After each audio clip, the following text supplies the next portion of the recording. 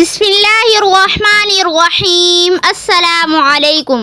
آدھے سر کا اذیت ناک درد، جسے مائگرین بھی کہا جاتا ہے، نہایت تکلیف دہ ہوتا ہے، جو اپنے مریض کو کسی بھی کام کے قابل نہیں چھوڑتا۔